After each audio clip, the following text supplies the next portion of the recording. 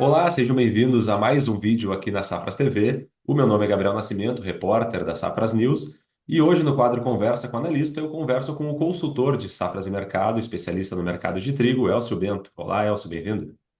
Olá, Gabriel. Olá a todos. Sempre um prazer falar com a Safras News. Vamos lá então. Antes da gente começar essa conversa, eu gostaria de convidar você que está nos assistindo para que se inscreva aqui no nosso canal de Safras e Mercado no YouTube. Nos links na descrição deste vídeo também os cursos e palestras de Safras e Mercado.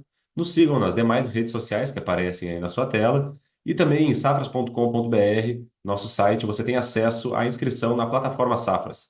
E lá você vai encontrar diversos assuntos, esses que a gente vai trazer aqui nesse vídeo, e muito mais sobre o trigo e outras commodities. E nesse vídeo especificamente, nós vamos falar sobre os recém-lançados números de intenção de plantio para a safra 2025 de trigo no Brasil, os novos números, os primeiros números de safras e mercado.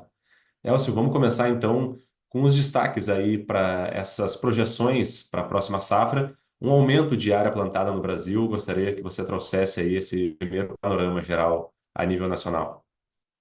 Pois é, Gabriel, um número bastante esperado. A gente estava tendo essa demanda já. A gente costuma fazer até na primeira quinzena de março, mas esse ano tem um interesse tão grande que a gente está antecipando um pouco esse número. Antes só de focar nos números, é importante falar que a gente está falando em uma intenção de plantio. A gente faz uma pesquisa com os nossos agentes da cadeia, de um modo geral, sobre qual é a intenção do plantio para este ano. Número de plantio ainda fechado, enfim, a gente vai demorar porque tem muitas coisas que ainda podem interferir. Mas qual que é o sentimento do produtor em relação à área plantada? Esse é o primeiro ponto. E a outra questão é que a gente está falando também, os números vão mostrar, em potencial de produção. Quando a gente fala em potencial de produção, claro que muita coisa ainda pode acontecer até a safra, um tema mais ou menos favorável, a gente trabalha com um cenário dentro da normalidade. Colocando esses pontos, enfim, para direcionar a metodologia, o que a gente viu foi um aumento de área, conforme tu falaste. Vou até compartilhar os números aqui para ficar mais fácil de vocês visualizarem. Mas o que a gente teve, então, foi um aumento de 5,2% da área total, né? Não é um comportamento homogêneo. Não foram todos os estados que tiveram aumentos de áreas, aqueles que tiveram aumentos de áreas também, os motivos que levaram esse aumento de área também são diferenciados. E o potencial de produção, como eu falei, subiria dos 7,7 para 9,9, quase 10 milhões de toneladas. Sempre lembrando que nós estamos, né, vindo de duas safras que quebraram muito, então isso também pesou bastante. E claro que chama atenção o aumento de área de 5% e um potencial de produção subindo quase 30%, pelas diferenças de produtividade em relação à base do ano anterior, que foi bastante prejudicada por questões climáticas. Tá certo? Então, justamente nesse quadro de aumento de área que a gente vai focar nesse primeiro momento, especialmente na região do Cerrado, né? Nos estados que compõem essa região aí, tanto no Centro-Oeste quanto em parte do Sudeste do Brasil e até mesmo uma porçãozinha ali do Nordeste. Esse aumento de área, claro que a área por lá ainda é pouco expressiva, mas muito se fala nos últimos anos sobre o potencial de expansão da área do trigo no Brasil a partir do trigo tropical, o trigo no Cerrado. Então, muito importante a gente prestar atenção nesse aumento de área nessas regiões, Elcio. O que que dá para falar desses pontos? Pois é, uma região que ano passado foi extremamente castigada. O ano passado, seca, calor intenso no período de formação das plantas, que é extremamente ruim, uma seca que perdurou por praticamente toda a safra. E, é claro, os estados que têm produção irrigada foram beneficiados porque mantiveram suas produções, mantiveram a boa qualidade e, com isso, tiveram preços ótimos, né? Preços que estão bastante interessantes neste momento.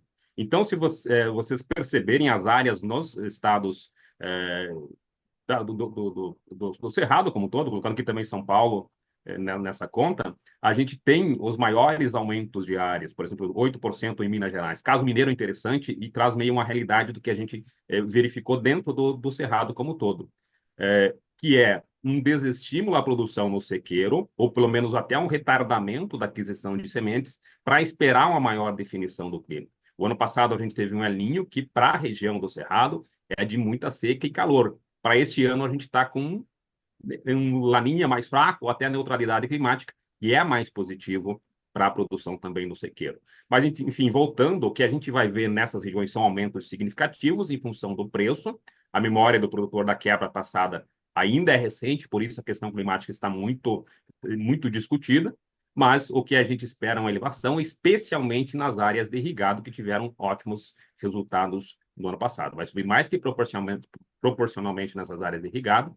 No sequeiro também sobe, e o que pesa para limitar uma tendência de elevação de área no cerrado como um todo é a concorrência com outras culturas. Milho está muito bom de preço, o sorgo está com preço também bastante interessante, mas tem sim, apesar disso, uma perspectiva, um sentimento de que a área aumentará proporcionalmente, elevações proporcionais bastante interessantes. E aí, se a gente leva em consideração a produtividade do ano passado, que foi muito baixa, a região também terá aumentos significativos dos volumes produzidos, voltando naquele cenário que a gente vinha, o que a gente percebia de elevação de área plantada e de produção no Cerrado. Uhum. Chama atenção, Elcio, de quem olha nessa tabela, o estado ou a região ali de Goiás mais o Distrito Federal, com um aumento de 17,4% na área, e é uma superfície que regula com os demais estados ali, diferente, claro, de Bahia e Mato Grosso do Sul, que são áreas menores, e tem esses aumentos percentuais expressivos, mas essa região Goiás e Distrito Federal com um aumento de 17% em comparação aí com as outras similares, superfícies similares. O que que explica esse destaque aí para esse aumento dessa região? Basicamente, Gabriel, o que tá por trás disso é o fato de que Goiás tem um percentual de irrigado maior em relação aos outros estados. Então, você planta mais, você tem mais regiões de irrigado, onde é o para o tipo, né, de cultivo que se espera essa elevação mais que proporcional. O sequeiro sobe, mas irrigado sobe mais, como proporcionalmente Goiás planta mais irrigado que os outros estados do Cerrado, a explicação desse aumento mais que proporcional, ou melhor, um aumento mais intenso em Goiás que os demais, é basicamente em função dessa questão do irrigado ganhar mais espaço. Uhum. E chama atenção também uma queda diária aí, né? Em meio a todos esses aumentos, uma queda aí sim é bastante expressiva porque representa o segundo maior estado produtor nessa temporada. Já também foi na temporada passada, anos antes era o principal produtor. A gente tem visto aí o Paraná com uma situação bastante volátil de um ano para outro, variando bastante. O que que explica essa queda diária no Paraná, Elcio? Complicada a situação do Paraná, a gente teve os 3 anos anteriores foram de quebras expressivas no Paraná. O antepenúltimo e penúltimo ano foi de chuvarada, então teve quebra por qualidade. Essa safra passada agora, né, a safra que foi plantada em 2024, uma quebra intensa por questões climáticas adversas desde o início, mas com destaque para geadas que em agosto levaram praticamente a metade da produção paranaense. Então tem primeiro essa questão exatamente de um desestímulo.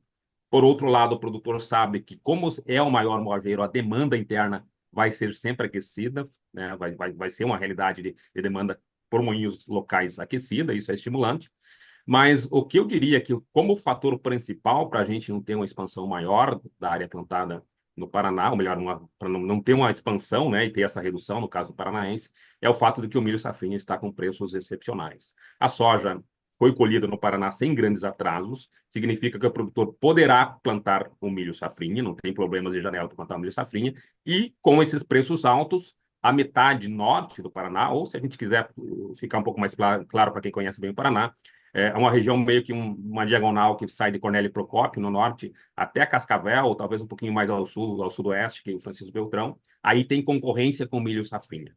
Então, nessas regiões, a gente vai ver o milho perdendo para o milho safrinha, porque o milho safrinha está com preços também muito competitivos, mais atrativos até na comparação com o milho, com o trigo, perdão, e tem um mercado com uma liquidez uma liquidez melhor e um mercado comercialmente mais forte que o trigo. Então, perde área nessas regiões, o que compensa e não leva uma queda ainda mais expressiva é exatamente a região dos Campos Gerais. Os Campos Gerais, mesmo com alguma concorrência com a cevada, pelas maltarias que tem na região, o trigo deve vir com força e deve compensar essa maior queda que tem nessas regiões, digamos assim, nessa metade norte do Paraná que a gente verificava. Então, basicamente, o que leva a essa redução é a competição, em especial com o milho safrinha. Tá certo. E chegamos finalmente aí, então no Rio Grande do Sul, né? Principal estado produtor, com um aumento de 11,7% na comparação com o ano passado. É um aumento bastante expressivo aí. Uma área, não sei se a maior já plantada, Elcio, ou em que posição se enquadra essa área de 1.430.000 hectares previstos para 2025. E o que explica aí esse aumento, ainda mais considerando que o Rio Grande do Sul, nesse ano, está enfrentando aí problemas com a seca na safra de verão. A gente sabe que sempre pode acontecer um desestímulo por causa de uma descapitalização, mas não está sendo o caso para o Rio Grande do Sul. Certo otimismo aí dos produtores. Em primeiro lugar, Gabriel, é interessante que a gente lembre que a gente está sobre uma base baixa. No ano passado, com toda aquela chuvarada que nós tivemos na safra anterior, a disponibilidade de semente foi um fator que limitou um aumento, ou melhor, uma produção, uma área plantada um pouco maior. E essa área dos 1,43 milhão não é a maior já plantada. Em 2022, a gente teve mais de 1,5 milhão de toneladas plantados. Também aconteceu em 2023, naquele ano lá de 2022, foi recorde de produção. Mas é uma área que aumenta, e esse aumento de área, ele vem basicamente, ou principalmente, em função dos preços que são mais atrativos. A gente sabe que o produtor gaúcho tem no mercado internacional a liquidez que precisa, não muitas vezes com os preços que gostaria. Este ano está conseguindo comercializar bem, já tem mais de 70% da safra comercializada com preços considerados dentro de uma normalidade, não tão pessimistas assim, não é tão pessimista o sentimento desse produtor. Mas essa questão que tu falaste da questão enfim, da capitalização do produtor, ela preocupa.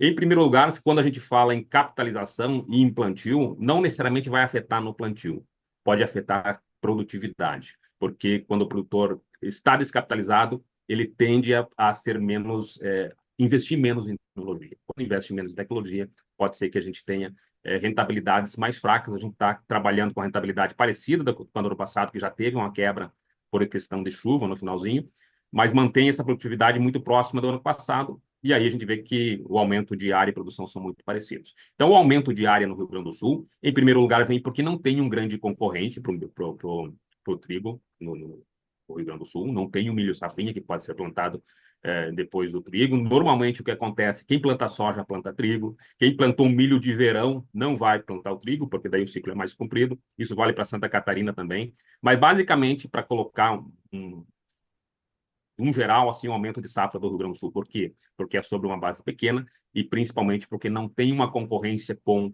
culturas de safrinha e, além disso, os preços e a comercialização são consideradas boas e podem ainda, até o início, a tendência é que até o início do plantio ainda a gente tenha preços mais atrativos. Tá certo, Elcio. Uma ótima explicação aí. Aproveito ainda para ressaltar que quem é assinante de Safras e Mercado já teve acesso a esses números mais cedo, os números recém-lançados aí da primeira intenção de plantio, e muito mais análises a respeito desse mercado de trigo, que está aí começando com um ano, a gente pode dizer promissor aí, bastante desafios, mas um ano promissor.